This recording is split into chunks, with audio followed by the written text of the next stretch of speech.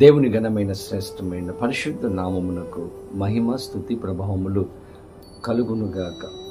బాగున్నారా? పరిశుద్ధాత్మదేవుడు మనకు నూతన దినాన్ని మన జీవితంలో ఆయన అనుగ్రహించి ఉన్నారు. ఈ నూతన దినములో మీరందరూ కూడా క్షేమముగా ఆరోగ్యముగా ఉన్నారని, ఈ దినం ప్రభు సిద్ధపరిచిన వాగ్దానమును ప్రార్థనాపూర్వకముగా పొందుకోవడానికి విశ్వాసముతో ఎదురు చూస్తూ ఉన్నారని నమ్ముచూ ఉన్నాను. దేవుని బిడ్డల ప్రతిదినము కూడా దేవుడు వాగ్దానం ఇస్తున్నప్పుడు గట్టి నమ్మకము, విశ్వాసము మన జీవితంలో ఉన్నప్పుడు ఖచ్చితంగా ఆయన మన జీవితంలో ఆ వాగ్దానాన్ని నెరవేర్చే గొప్ప దేవుడిగా ఆయన ఉంటాడు.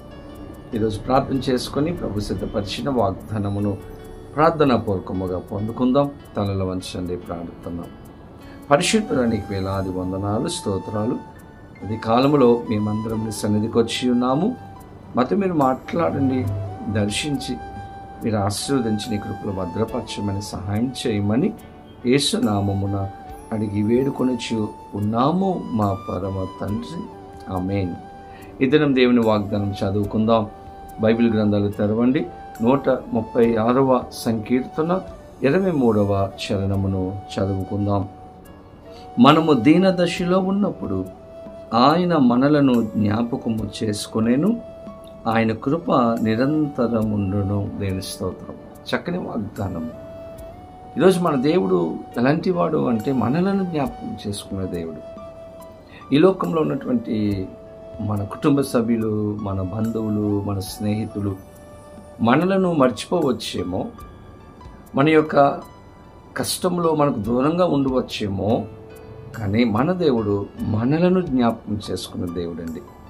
ఏ స్థితిలో ఆయన జ్ఞాపకం చేసుకుంటూ ఉన్నాడంటే, మనము దీన దశలో ఉన్నప్పుడు, మనము కష్టములో ఉన్నప్పుడు, మనము బలహీనతలో ఉన్నప్పుడు, ఒంటరితనములో మనం ఉన్నప్పుడు, శ్రమల గుండా మనం వెళుతున్నప్పుడు, ఇబ్బంది పరిస్థితులలో మనం జీవిస్తున్నప్పుడు, అనారోగ్యము మన జీవితంలో ఉన్నప్పుడు ఆయన మనలను జ్ఞాపకం చేసుకుంటూ ఉన్నాడు. ఎంత గొప్ప దేవుడండి! ఈ కష్టమైనటువంటి పరిస్థితులలో, ఈ దీన దశలో ఉన్నటువంటి మనలను ఆయన జ్ఞాపకం చేసుకుని మనకు సహాయం చేసే గొప్ప దేవుడిగా ఆయన ఉన్నాడు. మన బలహీనతలో మనకు సహాయం చేసే గొప్ప దేవుడు ఈ లోకంలో ఎవరైనా ఉన్నారా అంటే అటువంటి వారు ఎవ్వరూ లేరు. మన దేవుడు మాత్రమే, యేసుక్రీస్తు ప్రభువారు మాత్రమే మనలను ప్రేమించే దేవుడిగా, సహాయం చేసే దేవుడిగా, జ్ఞాపకము చేసుకునే దేవుడిగా ఆయన ఉన్నారు. కాబట్టి మీకున్నటువంటి పరిస్థితులలో మీరు కృంగిపోవలసినటువంటి అవసరం లేదు. మనలను జ్ఞాపకం చేసుకునే దేవుడు మనకున్నారు. ఒకవేళ ఆర్థిక ఇబ్బందులు మీ జీవితంలో ఉండవచ్చు, కుటుంబ సమస్యలు మీ జీవితంలో ఉండవచ్చు, బలహీనత నీ యొక్క శరీరంలో ఉండవచ్చు. దేనికి కూడా భయపడకండి, దేనికి కూడా నిరుత్సాహం చెందకండి. దేవాది దేవుడు మనకు ఉన్నారు. ఆయన మనకు సహాయం చేస్తారు. ఆయన మనలను జ్ఞాపకం చేసుకునే దేవుడు. బైబిల్ గ్రంథంలో మనం చూస్తే ఒక వ్యక్తి ఉన్నాడండి. యోహాను సువార్తలో 38 సంవత్సరములు వ్యాధి గల మనుష్యుడు. అతడు కోనేటి దగ్గర కూర్చొని ఉన్నాడు. బెతెస్దా అనేటువంటి కోనేటి దగ్గర ఒంటరిగా ఉన్నాడు. బంధువులు, స్నేహితులు, కుటుంబ సభ్యులు అందరూ విడిచిపెట్టారు. అక్కడ కూర్చొని స్వస్థత కొరకు ఎదురు చూస్తూ ఉన్నాడు.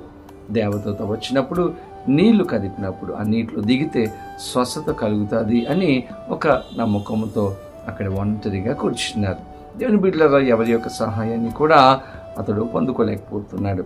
అటువంటి వ్యక్తి దగ్గరకు యేసు ప్రభువారు వచ్చారు. ఈ వ్యక్తి ఎప్పుడూ తన బాధను చెప్పుకోలేదు, ఎవరు పిలవలేదు, ఎవరు చెప్పలేదు కూడా ఈ వ్యక్తి కొరకు.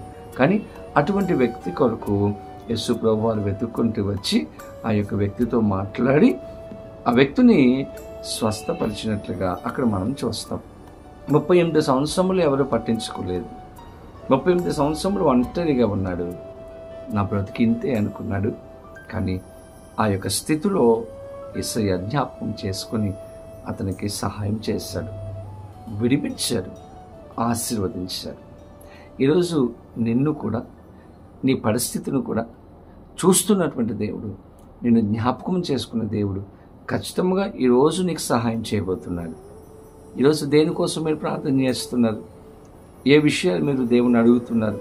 ఈ వాగ్దానం వింటూనే ఏదో మీ మనసులో మీరు అనుకుంటున్నారు, ఏదో కోరిక, ఏదో ఉద్దేశము, ఏదో ఆలోచన మీ జీవితంలో ఉంది, మీరు అనుకుంటున్నారు కదా. ఈ క్షణంలో నా దేవుడు మీకు సహాయం చేయను గాక. ఆయన జ్ఞాపకం చేసుకుంటున్నాడు. ఖచ్చితంగా మీరు అనుకున్న విషయాలలో నా దేవుడు మిమ్మలను ముందుకు తీసుకువెళతాడు, మీకు సహాయం చేస్తాడు, మిమ్మలను ఆదరిస్తాడు, నడిపిస్తాడు. అన్ని విషయాలలో మనకంటే ముందుగా ఉండి ఆయన తన కృపను అనుగ్రహించే దేవుడికి అందించి ఉన్నాడు. కాబట్టి ప్రతి విషయాలలో ప్రభు దగ్గరికి రండి, కురింగిపోకండి, ధైర్యముగా దేవుని దగ్గరకు వచ్చి చెప్పుకోండి. ఆయన మనకు సహాయం చేసే దేవుడు. దీన దశలో ఉన్నప్పుడు మనలను జ్ఞాపకం చేసుకునే దేవుడు మన మధ్యలో ఉన్నారు, మీతో మాట్లాడుతూ ఉన్నారు. ఆ దేవాది దేవుడు ప్రతి ఒక్కరికి సహాయము చేయునుగాక. ఆమేన్. ప్రార్థన. పరిశుద్ధుడ నీకు వందనాలు యేసయ్య. ఇద్దరం శ్రేష్టమైన వాగ్దానం ఇచ్చారు. మమ్మలను జ్ఞాపకం చేసుకునే దేవుడిగా మీరున్నందుకు మీ స్తోత్రాలు. ఈరోజు ఈ ప్రార్థనలో ఏకీభవించిన ప్రతి ఒక్కరిని జ్ఞాపకం చేసుకోండి. ప్రతి ఒక్కరి జీవితంలో అద్భుతమైన కార్యాలు చేయండి.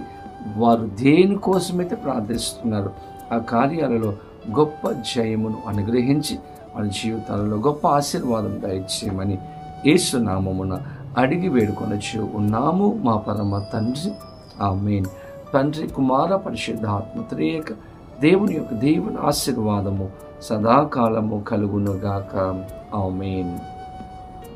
దేవుడు మిమ్మలను దీవించునుగాక. ఆమేన్.